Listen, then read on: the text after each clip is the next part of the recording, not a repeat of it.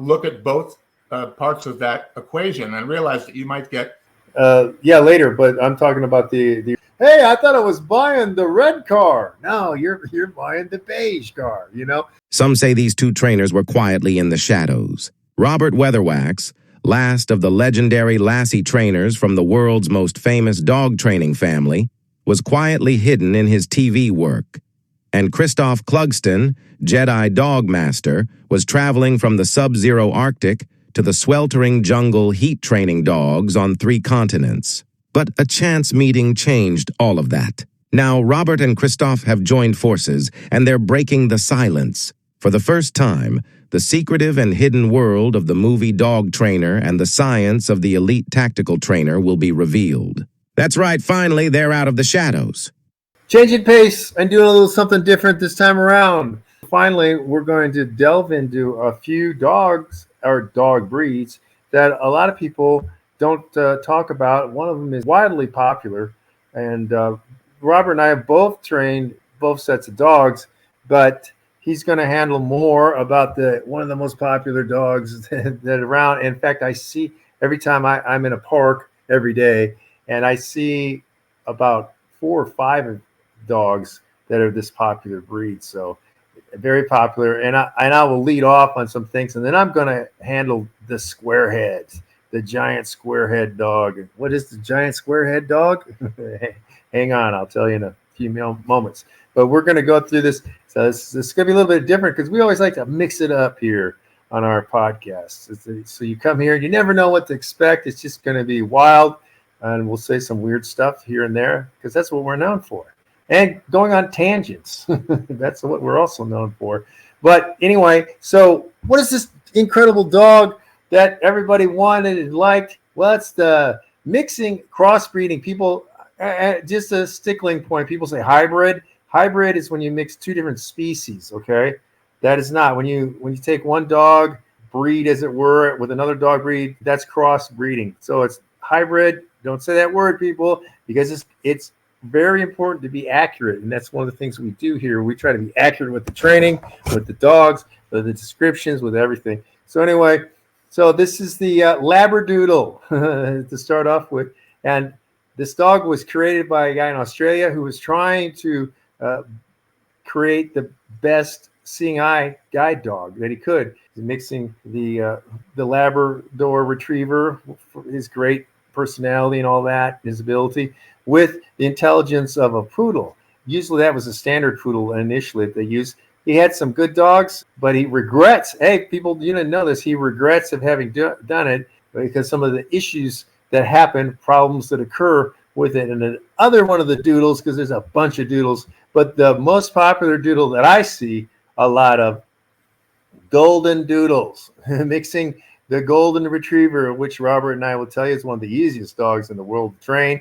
They used to be bird dogs, but they've been destroyed in the United States. I don't know anybody that uses a Golden Retriever for a bird dog anymore. Mixing it again with the poodle. Now people have mixed them with the standard, which is the big poodle. Most people don't have those. They usually have the miniature poodle, and then there's the toy poodle, which most people have seen the toy poodle because they use those in circuses, and the miniature ones they also use in circuses. Poodles are smart. They're incredibly smart dogs. So people mix those dogs, and Robert will get into that. But I will get into the squarehead dog.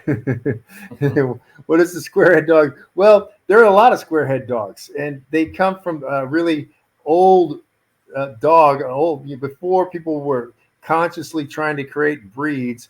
They were used for sort of work dogs, for one thing, pulling things and transporting things, but also as war dogs. And the original war dog thing, like Alexander the Great, the conquistadores brought them.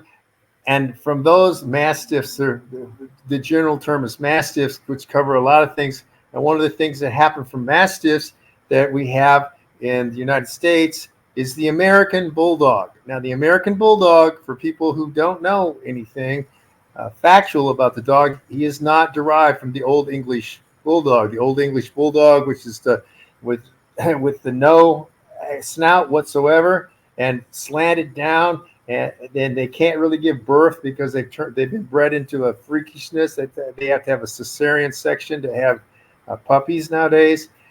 Those dogs were used for bull baiting originally, and then they kept changing them. Bull baiting is where they would tie a bull to a post around the butcher shop, and to keep the bull busy so he didn't try to bust loose on his own and stuff, they would have a dog there that would constantly try to nip him and bite him and stuff. So that's part of the bull baiting thing. Now, the American Bulldog was not from that American Bulldog. There are 3 types of American Bulldog in the United States, and then they almost got wiped out at one point, and there were 2 guys that really, Scott and Johnson, and there's very typical types of bodies for the Scott and the Johnson. This is the really big American Bulldog with a really scrunched in nose. Brachycephalus is what it's called. The short nose, which leads to problems. Actually, they're big. I mean, they're really big. These are, I don't know, people like them. They use them for pulling competitions. They're very strong. All the American Bulldogs are extremely strong. They can pull thousands of pounds. You look it up, people, if you didn't know about this sport. Sled pulling, it's like they're like the power lifters. There are other dogs they use for this sport too, but they're like the power lifters of the dog world. And anyway, so that the Johnson is a really big one, and the Scott is the one that's athletic. These were the ones that were used for catch dogs. If you don't know what a catch dog is, when they hog hunt, as it's called, or boar hunting, they use this is one way they do it. They use dogs that are chase dogs or strike dogs. They're called that will chase after the boar, the pig, the hog, and try to wear him down and get him cornered somewhere. So when they do that, of course the pig is ready to fight, and they're dangerous, especially if we're talking about the Razorbacks, which are like 400 pounds, and they'll kill the guys too. I mean, if you get cut, if they get your leg, you're dying in the middle of nowhere in the swamp or whatever. But anyway, so the catch dog or catch dogs, depends. They'll use 1, 2, 3 sometimes. These are the dogs who are in there for the fight, and they'll go in and grab the pig by the ear or the snout, or usually both if you got 2 or 3 dogs, and hold them down so that the guys can come up there and generally kill the pig. Some use them for transporting, they tie up the hog and transport them to another place. But these dogs they got a lot of willpower, and they got a good bite, obviously. They got a good bite. So my Bulldog, Kuma, the most famous American Bulldog, on YouTube, check him out. Look at all the stuff he can do. Well, I'll talk about that in a minute. That was what he was bred for. I've run his DNA. His parents were the exact same DNA as him. He was thrown out, abused. Somebody cut his tail off and deformed it, broke it permanently down. And I think he was ripped from his mother too soon also, from what I know from dog, psychology and the way he acts, things like that. And he went through his secondary fear phase with me in a national forest and with most of my other dogs. So he's autistic. He can't handle new people or new dogs. He doesn't accept them. It's a fear reaction, which is what autistic people have the same. Anyway, giving you a lot of information here. But anyway, so the American Bulldog, and there's a third one called the Painter American Bulldog, which is also more athletic. The Scots are more athletic. If you see any American Bulldogs that are doing like IGP shoots and stuff, anything like that, those are going to be the Scott dogs, because the Johnsons, it's like Fat Albert. If you ever watch that cartoon, Fat Albert trying to do the Olympics, is not going to happen. They're cool dogs, and I'm going to get into their personalities in a second. But it's the Scott dogs you'll see, or the Painter. And Akuma is big. He's mixed. He's a Scott and a Painter, but a Painter is another one. These are all in the southern United States, and you can tell an American Bulldog because they're almost white. They'll have blotches of other things, but they're predominantly white. So when somebody tells you, "I've got a brown American Bulldog," no, they don't, because Yeah, it's imposter. It's an imposter. It does. That's one of the genetic things that happens is they're predominantly white. As you know, take a look at Akuma. You'll see he's got some black blotches here and there. Now, what is cool about these dogs? Well, I never really wanted an American Bulldog. It's just the story behind Akuma. I was at the pound and I was checking out what dogs are around, and actually it was a lope here. They didn't have very many, and I saw this gargoyle-looking creature. The thing I said, because at the one I went to, you look at all the dogs and tell them which one you wanted to see out in the yard and stuff. I said, well, yeah, let me see that guy, and so he was gangly as hell. But that's just the thing. I mean, they are some sort of deformed crypt keeper looking beast at that point in time. And so anyway, I think he was maybe about 3 months old. Anyway, so they bring him out in the yard, and I'm in the yard sitting on this sort of like a picnic table looking thing they had. He runs across the yard and latches onto my leg and won't let go. And they had a lot of people look at him, because he's young, right? And they're like, wow, we've never seen that happen before. And I said, well, I guess that's it. I'm taking the dog. I mean, this guy is latched onto me, looking up at me. I can't say, well, that's it. No, I don't want him. That was it. I believe him with the dog. I didn't get him that day. I had to come back and get him because I lived a long way away. Anyway, so I come back and I'm telling the people at the front, because they didn't see any of this. They didn't believe it because they'd seen a lot of people, interested in the dog because he was young and stuff, but he was nipping. I'm like, that's no big deal. He'll outgrow that, Is that love at first bite? Is that what that is? Yeah, well, it wasn't. Well, yeah, he didn't bite me though, but it was more like a love at first latch. You know what I'm saying? Like leech move. Right?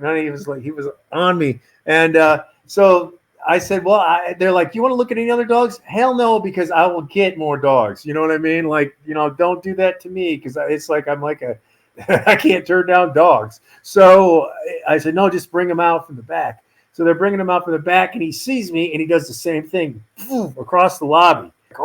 He's on me, and they're like, wow, I guess he does have some sort of thing with you, And that's how it started. So we've had this incredible bond from day one, and he used to sleep on top of me and stuff. Now he damn near crushed me. But anyway, so the thing is, these dogs are different. The American Bulldog is very different than every dog is different, but breed wise and stuff, you got to train them differently than you train other dogs. You've got to be more patient. You got to be more repetitive.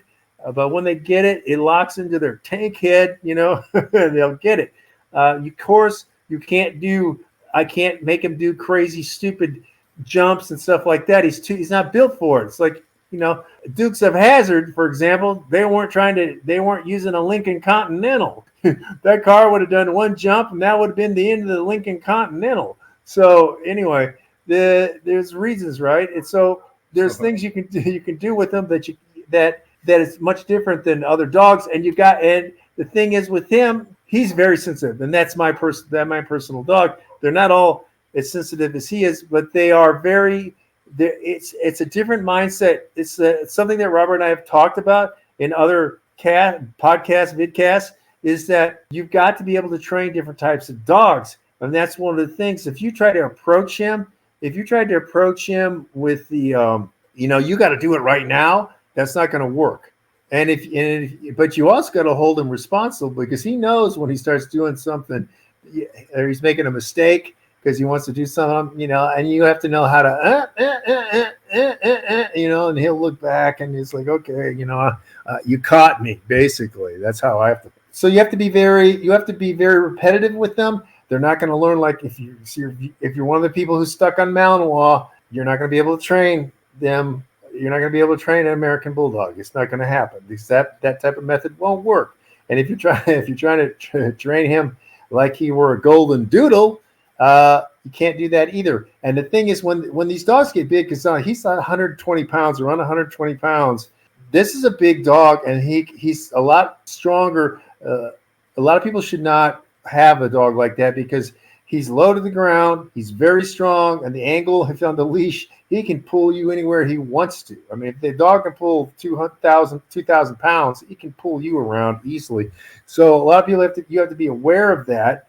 You have to start the training very young. You have to, and you have to be aware that this dog is powerful, and they also don't know where their bodies are. Sort of like a sumo, it's like a sumo wrestler. Like he'll knock into you, but he doesn't mean to. It's like, Robert was talking about one time when he was molesting that bear, and the bear got on top of him, and Robert was like, but the bear doesn't know, the bear doesn't know he's squeezing the air out of Robert.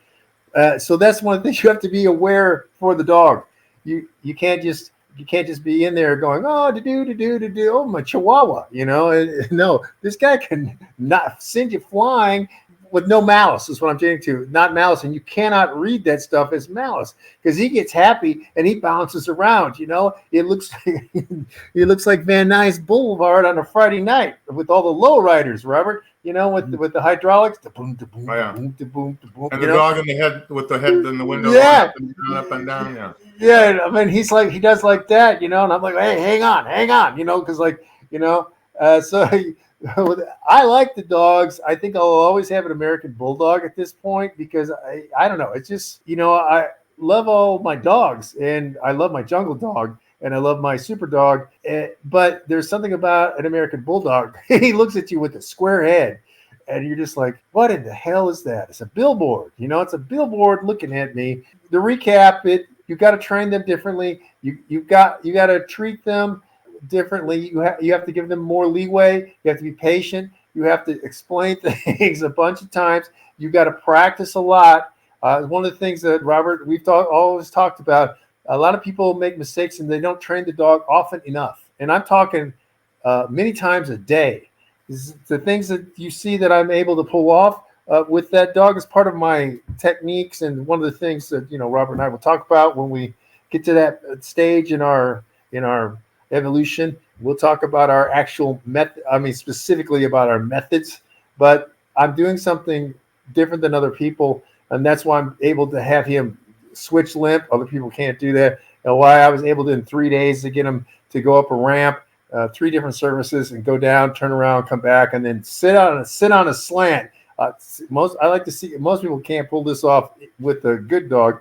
Sit on a slant down on the decline and raise his paw. A lot of people can't get and this is a 120-pound dog. There's ways I've done that I'm not going to explain right now. So because it's only for people who are very interested. If you're serious, you want to know, you can get the training from me and stuff like that. But anyway, so that's my thing now. Goldendoodles, and Labradoodles. I'll let Robert, because he's actually trained more of them than I have, because he's done more pet dog people who have them, because they're very popular dog. They're supposedly hyperallergenic. People want the coat. They don't have the dandruff, supposedly. And they also are very submissive and very calm. They weren't bred to do anything other than just be calm, I guess, basically. Anyway, Robert, take it away. Well, I wouldn't say necessarily that they're all calm. Actually, I think they're a little bit like Jekyll and Hyde kind of thing. Like with a hybrid wolf, they tend to be more unpredictable than just a wolf. It's the same thing when you have these crossbreeding. Like Christophe said, it's not a hybrid because they're the same species of animal, but at the same time, they have characteristics of different breeds within one breed. If you ask me, I see Labradoodles, and when I work with them, I look at them like mutts. I don't feel like they're purebreds at all. But I'm sure that's what they're classifying them. I believe they're actually AKC registered that way now, right? No, they're still trying. They're trying, though. Okay. They're trying, and the same with the Goldendoodle too. I think there are some other organizations that have you have to do three. You have to do at least 3 generations that have and they're of course looking at appearance. That's what they judge, and we don't. I don't care about appearance. I anyway, think what we're really talking about here, based on what you were talking about, what I'm thinking now is we're talking really about the evolution of dogs, right? The evolution of the breeds. Back in the old days, there was no pit bull, for example. We were talking Staffordshire Terrier. When my grandfather worked on the Our Gang comedies back in the 30s, that was a Staffordshire Terrier. They were UKC registered dogs from England, and of course that generated that Staffordshire Terrier eventually became the pit bull, and the American Bulldog was, because we don't really have Staffordshires here anymore. They've pretty much been replaced by the American pit bull. Now we're using American Bulldogs in film to simulate the Staffordshire Terrier. You look at Little Rascals, which I worked on the feature, the remake, and we used American Bulldogs there to play the role of Petey. And we also used them on Homeward Bound 2, Lost in San Francisco. Chance, the dog Chance, right, was played by an American Bulldog, voiced by Michael J. Fox. So we're looking at, I'm just using that American Bulldog to segue into what we're talking about here, because a lot of these breeds, St. Bernards, you can look at a lot of breeds that really weren't a breed. They came from another larger breed, like there's the Terriers and the Mastiffs and the Retrievers. And then, of course, dogs branched off from that one tree into all these different branches. Now we're taking branches and we're crossing the branches. We're taking a dog that is something else and we're turning it once again into something else. We're like, it's kind of like Jurassic Park, where they're like, making new dinosaurs. They do carry the same characteristics of a mutt. So if I'm looking at and a lot of these they call them Aussie Labradoodles, or they call them mini doodles. There's different sizes, Bernedoodle, Goldendoodle, Labradoodle, and basically, it's no different than like a Chiweenie, which is Chihuahua and Dachshund, right? That's not an official breed, but that name sticks out there. There's people saying, I got my Chiweenie, and I'm like, if you don't know dogs, you don't even know what they're talking about. Yeah. It could be considered obscene, someone talking about their Chiweenie. But if you're familiar with it, then that's a different thing.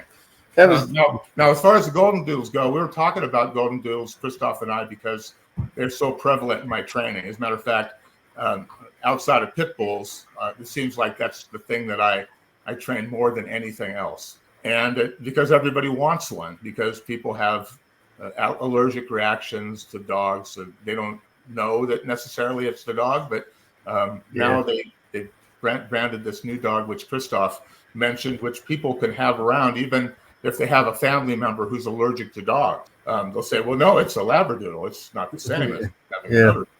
But of course, the characteristics are very similar. Some of them are more like Labs. Some of them are more like Poodles. Now, Poodles are very smart, but they don't have the same prey drive that a sporting dog has, right? Mm-hmm. So you're really getting this domesticated poodle with this sporting dog, right? So you're getting all what I like about it is that now, instead of a poodle that you have to teach how to, enjoy playing with a ball, you don't really have to teach that to a Labradoodle, because normally they're pretty tuned in, because that sporting dog part of them kicks in, like, Dr. Jekyll and Mr. Hyde, I think it's kind of interesting how diverse the breed is, because it's almost like every time I work with a Labradoodle, I'm working with a different breed entirely. Whether it's a Bernedoodle or a Labradoodle or whatever it is. Yankee Doodle, Yankee Doodle, Yankee Doodle, right? They only come from four. That's the Yankee Doodle, right? Or they come with like a harmonica, so you can play the song, right? But I work with a lot of them, and they can be soft, like Christophe said. It really depends. As I mentioned in my dog training book, that mixed breeds tend to be more resilient to disease. Yeah, I've seen studies where they said, that because of the larger gene pool, they tend to be more resistant to different diseases, as opposed to a purebred Chihuahua that's been bred within one family, one genetic gene pool, year after year after year, generation after generation. If you're going to get a Labradoodle, I think what you need to do is really look at both breeds. Look at Labrador Retriever, and then look at Poodle. And then, look at both parts of that equation and realize that you might get some of this on column B and some of this on column A. You might get all column A, all column B, or something in between. So there's going to be a wide range. So you got to be real careful. I always tell people, if you're going to get a purebred, there's probably got to be some reason you want a purebred. Either that you had a specific breed when you were younger and you grew up and you wanted to have a beagle or whatever. You wanted to have a Bouvier or whatever it is because you always had one. Basset Hound. But see, those people know about them because that's why they got them, because they like the breed. They got another dog. Because I'm not really a big fan of people breeding dogs. I'd rather see shelter dogs be brought out. Purebreds, I can see the logic in it, but it's a money-making business. Let's be honest. Mutts are a dime a dozen. Well, the thing is that people say, but you can predict pretty close what their personality is going to be like. Now, in a way, because for example, my super dog comes from bloodlines that are proven, but performance bloodlines. Any dogs that I would be looking for are going to be performance dogs. I don't care about the looks. He's cool, black with brindle. That's a unique thing to Dutch Shepherds. But anyway, my point is, I'm not getting him because he has the poodle look, right? He's not a apricot poodle or something. That's a lot of people do that, but people are saying, we know that we can predict how they will act and react and stuff, and it saves a lot of time with working dogs. It saves a lot of searching through lots of dogs, see if they can make the cut. That's one thing. But as far as people with pet dogs and everything that are having, or agility dogs, or they can pull off things. I mean, some of the greatest dogs were like Benji, for example, just lots of dogs that have done movies in the recent past who are not purebreds. And so it's, nonsense to think that only purebreds can do incredible stuff. That's not true. That is not true. There's only one reason why purebreds are used in film, and that's simply because they're easier to double. That's it. That's all. Because there's a conformity that exists within the breed. So hey, I can get a golden retriever that looks like another golden retriever. But I can't get a dog like my dad had in Back to the Future that rode in DeLorean. You can't get a dog like that. Matter of fact, we actually got purebreds to double him because there were no mutts that looked like him. So we had to find a purebred that looked like him, and we found the Briard, right? Which is what my dog Betty was, a Briard. A lot of people thought she was a mutt, but she's a purebred dog. Yeah. But that was the only hope we had of ever doubling a dog like OJ, because he was part collie, part sheepdog. And if you mix a sheepdog and a collie, they're not going to look like OJ. Some of them might be black, some of them might be white. Some, you just really never know. I mean, like it was amazing to me in the Our Gang comedies that they were actually able to breed over time a PD that had a perfectly shaped circle around his eye. But before that, they had half a circle, or they had part of a circle, and then they had to extend it with makeup. Yeah, well, the original one had that. A lot of people thought the original one that they drew it in. They're like, no, that the original dog actually had the circle. And then after that became a trademark thing. And that was the same. That's the same dog that did they the. They couldn't get it back though. They had dogs in between they were using with makeup. Later, but I'm talking about the original, the silent. When they were doing it, it was still silent. That dog, Petey, the original dog, who played Buster Brown on Buster Brown too, and but that dog died before the series ended. Is what I'm saying. Yeah. Well, but because it was that's years later. I mean, that went on a long time. Do you know? Hey, here's a little tidbit of stuff, a trivia, I guess. Alfalfa became a sporting dog trainer. He used after he was a child actor and he wasn't getting parts, he was still trying to get parts. He trained hunting dogs for celebrities and stuff. But I thought he was murdered. Was he not? Yeah, and that was and it's tied to that too. Actually, yeah, he was, and that's that's an intrigue for somebody who does one of those cold cases or whatever. I mean, if they had DNA, they could have easily proven what happened.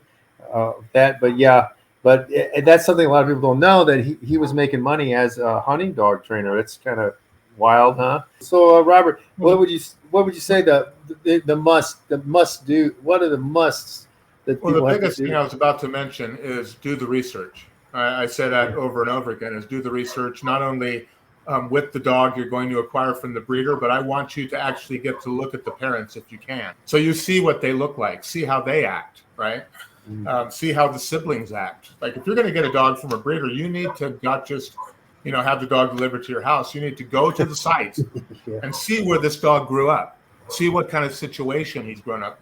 All the history that you can find out about a dog is going to help you to make the right decision, so it doesn't end up in a shelter because you didn't do the research, right? And it's the same thing with the mutt. If you see that this dog looks like a Saint Bernard, but he's smaller, and maybe he has a bushy tail that looks like something else, try to figure out, okay, I think it might be this breed and this breed. So then kind of do research on both breeds, just like we're talking about with the Labradoodle, because every dog, most breeds today, came from something else. And if they're not from the basic food groups, quote unquote, the basic groups of dogs that go back historically to the war dogs that Christophe mentioned, and the Egyptians. Now it's a proliferation of dogs. It's spread off and to so many different personalities. And I think you just need to do research. If there's 3 breeds that you think are evident in a dog, research all 3 breeds. Don't go in blind and getting a dog that you know nothing about and that you don't have an affinity for, that you didn't have when you were a kid, or that you don't have previous knowledge of that breed. You better look it up, and you better do your research at the pound. Make sure that you can find out as much about that dog, if they know anything, where he came from, what kind of living situation he was in. These are all things that are going to help you. So do your research. That's job number 1. One thing I will say, because most all of my dogs are shelter, rescue, gonna be killed. I have a wild mix of dogs: jungle dog, super dog, American bulldog, hunting dogs. I have a cattle dog mix. The cattle dog mix, for example, had been returned 3 times, and then they were saying they wanted to kill the dog. And when I saw the dog, I was like, he was cool. I thought he was the brother to one of my other dogs, and that's why I was looking. Whatever. It's a long story, but anyway. So when I got there, I noticed, well, no, because the lighting was different in the photo they took as opposed to the dog in reality. It's sort of like that. Hey, I thought I was buying the red car. No, you're buying the beige car. So anyway, so he turned out, but he was cool, and I was like, I want to check this dog out. And so I'm checking him out, and he's really cool. He's super hyper at the time, and I'm like, well, what's going on? Because I knew some of the people that were the dogs there or whatever, and so they were saying, they would give me the lowdown. No, he's been returned 3 times, and I said, what for? Well, they said that he and another dog got in a fight, and he doesn't like small children, and blah blah blah. I'm like, yeah, okay. Number 1, here, people, don't listen to people who are not dog experts. If somebody comes in and they've surrendered is the term they want to, I call it dumping, abandoning the dog. They abandon the dog, and they will make up excuses like, oh, the dog is not good with other dogs. A lot of this happens with veterinarians who think they're trainers and psychologists when they're not. They're doctors. Yeah. Now, don't let the doctors do the medical stuff, but don't let them try to tell you what your dog needs. Because as far as the psychology part of dog training, your dog, you need to go to a professional who understands dogs, not the inside of dogs, but the inside of dogs.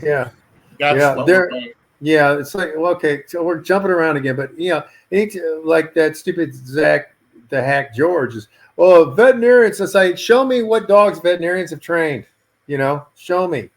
I haven't seen any dogs that they've trained to do anything. So anyway, back to this dog that they've been returned 3 times, and they were saying this and that. So I don't believe them, because I said, unless you got video, I'm not listening to that, because I consider that person a liar, trying to dump the dog. And so so I argued, because they said, oh, we missed killing them, basically is what they were saying. They should have killed them a week ago. Give me the dog now. So I went through a battle to get the dog. I obviously have the dog. I've had the dog now for 3 years, and this is one of my greatest dogs. This dog will do a recall. Some people are trying to call me Recall King, which I never set out to do, but whatever. But this dog will do a recall all the time. And he was super hyper, though. because he was so scared he was going to be rejected again, so he was always trying to entertain me. Robert, you probably have seen that with some dogs. I mean, he was just so, there's a lot, not to break to go off course, but I've seen a lot of dogs where somebody else told, before I trained them, somebody else said that they couldn't be fixed. That's kind of what you're talking about, where somebody gives up on the dog instead of looking at all the options to correct the dog. Yeah. And, I don't do that. I'm an eternal optimist when it comes to dog training, as is Christophe, because we've been able to fix so many things that we know that, okay, that's like something we did before. Now, if you've never done it before, you've never dealt with it, that's why we're here. So that now you'll have some ammunition going in the first time you have to deal with it. Yeah. And, I didn't mean to take away your thunder, but no. What you're saying is that, our experience, which is true, because where are you going to get 100 years of experience? You're not going to get it. You got with us, you got that. But what I was trying to say is don't listen to the people. And plus, normal people just get dogs like furniture. I've said many times, and that was probably the case. And when they said to me, "Well, we don't know if we can let you have that dog. He's not good with. He doesn't like small children." I said, "Who does? I don't either." I said, "Give me the dog." I had a battle with them. I really did. And this dog, he's not around small children. I don't care. He's not around small children whatsoever. And he gets along with my other dogs. He has the cattle dog tendency. You know what I mean? Like he wants to nip and herd them if they go by him quickly, stuff like that. But he's a great dog, and he's calmed down now. He doesn't fear for that he's going to be rejected and abandoned. But it's not going to happen okay, one thing that we should say, Robert, we might have said this somewhere, but the thing is, people get a dog, bring him home, basically out of prison, and then you think that this dog is going to adapt to whatever weirdness lifestyle you have, because it's going to be weirdness to the dog in 2 or 3 days or something, because people will take the dog back, right, Robert? Oh, this dog was like, it takes a long time, people. I've heard people on Facebook saying they were taking the dog back because they had a personality clash. And I thought, what are you talking about? What? And I just thought, well, don't you know what kind of personality the dog had when you met the dog? You're messing with their heads by taking them and then sending them away and taking them and sending them away. And it's a wonder why so many of these dogs that I see are so screwed up. First, the question I ask is, what's the background? I want to know that as a trainer. That's the first thing I want to know.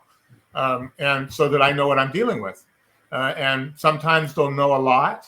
Sometimes they've been rehomed 3 times. Sometimes just once. Sometimes, like I've recently worked with a dog that they found that was pregnant living on the street, and brought the dog home. So now they have a whole different set of problems because they're nursing puppies, right? So now aggression is something that, defense, that, right? Yeah, it's really defense. Yeah, exactly. So we have to consider, like, where is the dog coming from? What's their mindset? What do you know about the dog?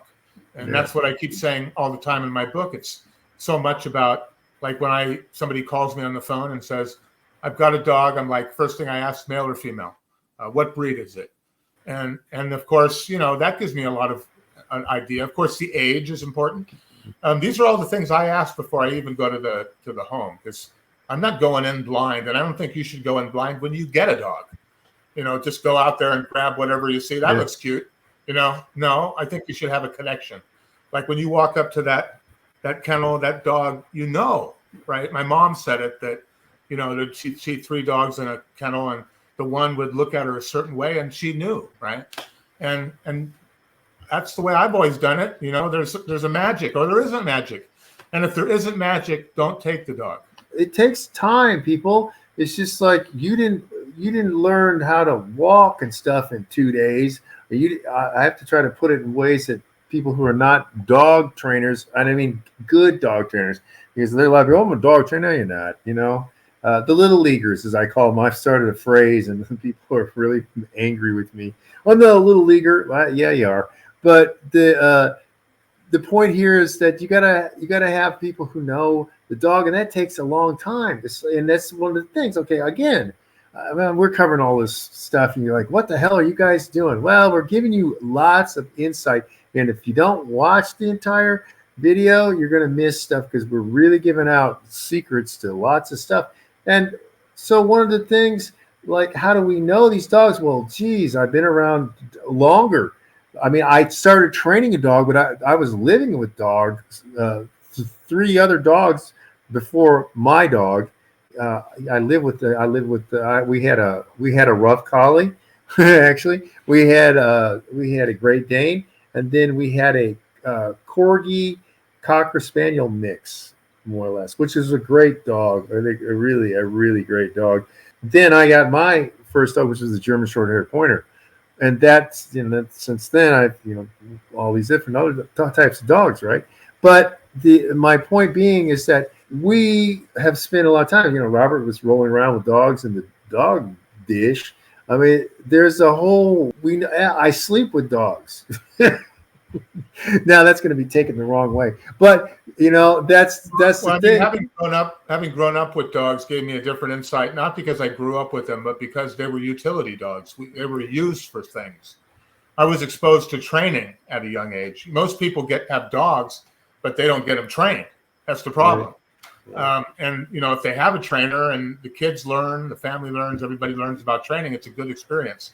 That's what I try to bring to households. We have this. We know about dogs, and so it takes time, though. I mean, you're not going to be able to. It's not like what they used to call reprogramming people from being with the Moonies or something, a cult thing, right? We're going to reprogram you over the weekend. We're going to lock we're going to lock you in this room and reprogram you. You can't do that with dogs. It takes time, and it has to be. It's got to be. I don't want to say just slow and gradual, but it kind of is slow and gradual, and those are the lasting. That'll have lasting effects, and the dogs will change over time. How you will respond with the dog, and it's not microwave, people. Everybody wants everything instant. That's why you got these people who are doing the board and trains with starting out and ending up with e-collars. They can't train any other way. They do the 3-week board and train. That's microwaving the dog and trying to do it quickly, and that is not as thorough as the crock pot. Slow roasting. The crock pot, right? The crock slow roasting over a low fire. Right? Yeah, right. It's true, right? I mean, it's you and I know that, and so there are people who are, I could do it this and that. Well, actually, we're pretty fast. I mean, in reality, we're pretty fast. But to guarantee results, we train with matches, not blowtorches. You know what I'm saying? Yeah. Flamethrowers, right? That's right. Hey, you got a light, there goes, and all your eyebrows get singed. Yeah. It's Smokey the Bear for all these mills and sub-mills. They won't know who that is, but Smokey, you make Smokey the Bear cry. Remember that? But anyway, so but what I'm saying is it takes time, and these dogs, they change. They'll become much better, because people are like, oh, dogs that are in the shelter are there because they don't know. It's the people. They don't want to learn. They don't want to learn how to get along with dogs. They don't want to learn anything about dogs. They can't read a dog. They don't know what the signs are. They don't even know when the dog wants to go out to the bathroom. They don't pick up on any of this stuff. And I just don't understand that. Like, if you have a dog, you should be trying to meet the dog part way. There's no easy button. Yeah, right. Well, and also, to know dogs, it's a fact. All you people out there who've been training dogs for 1 or 2 years, and you think you just don't have what we have. No. And if you make it as long as we have, you'll look back and say, I wasn't an idiot to think that I could. There must have been a reason why we made it this long. You know what I'm saying? Yeah.